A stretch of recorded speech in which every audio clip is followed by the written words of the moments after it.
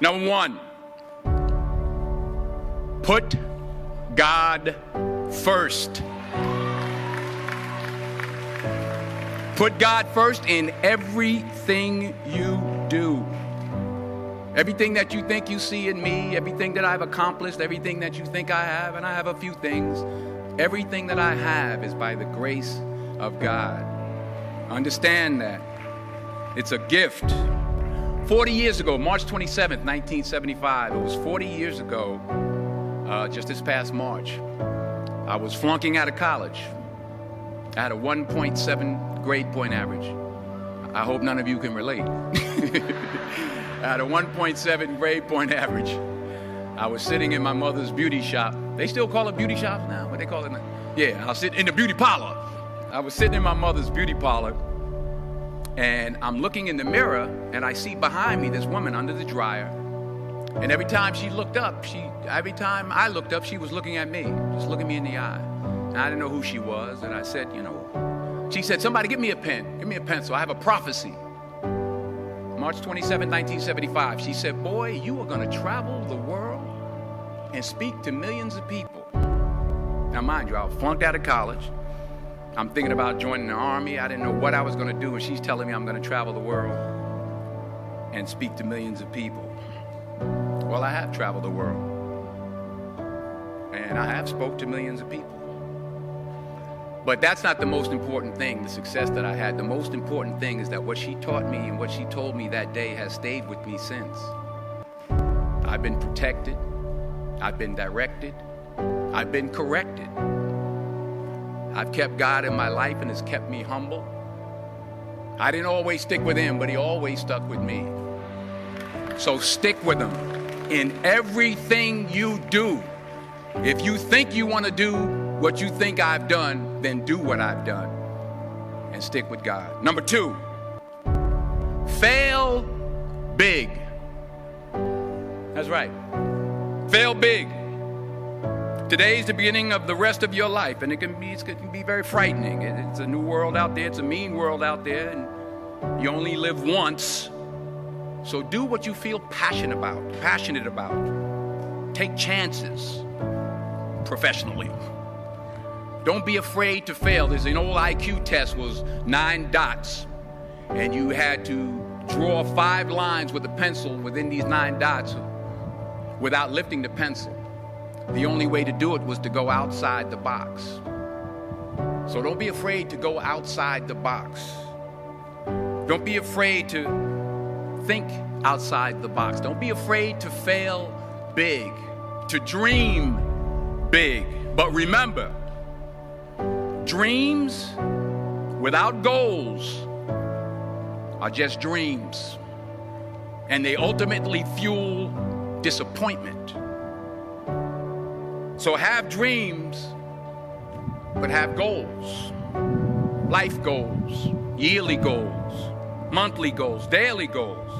I try to give myself a goal every day. Sometimes it's just to not curse somebody out.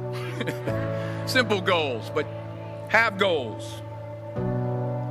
And understand that to achieve these goals, you must apply discipline and consistency.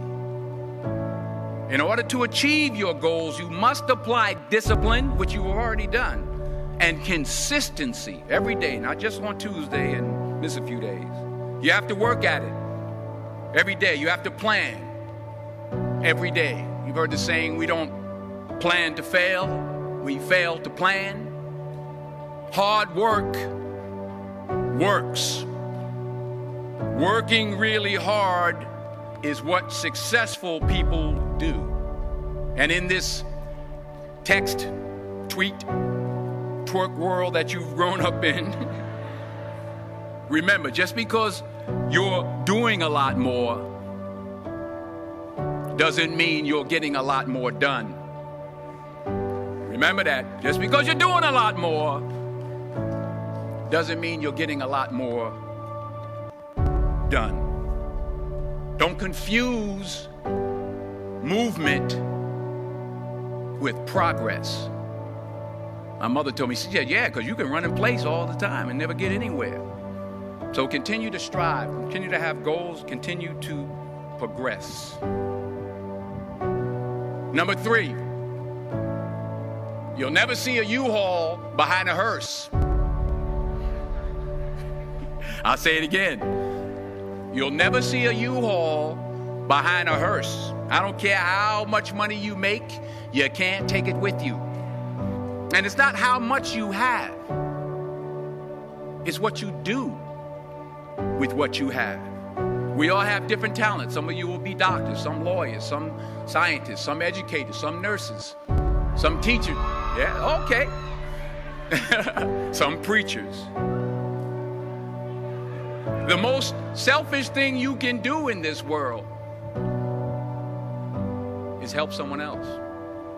Why is it selfish? Because the gratification, the goodness that comes to you, the good feeling that I get from helping others, nothing's better than that. Not jewelry, not big house I have, not the cars, but it's the joy. That's where the joy is, in helping others. That's where the success is.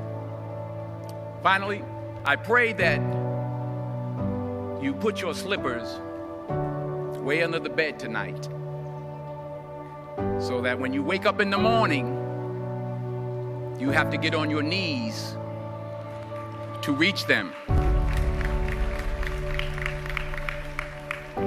And while you're down there, say thank you for grace. Thank you for mercy. Thank you for understanding. Thank you for wisdom. Thank you for parents. Thank you for love. Thank you for kindness. Thank you for humility. Thank you for peace. Thank you for prosperity. Say thank you in advance for what's already yours. That's how I live my life. That's why I am. One of the reasons why I am today. Say thank you in advance for what is already yours. True desire in the heart for anything good is God's proof to you, sent beforehand to indicate that it's yours already. I'll say it again. True desire in the heart, that itch that you have, whatever it is you want to do, that thing that you want to do to help others and to grow and to make money, that desire, that itch, that's God's proof to you, sent beforehand already to indicate that it's yours. And anything you want good, you can have. So claim it. Work hard to get it. When you get it, reach back. Pull someone else up. Each one, teach one. Don't just aspire to make a living. Aspire to make a difference.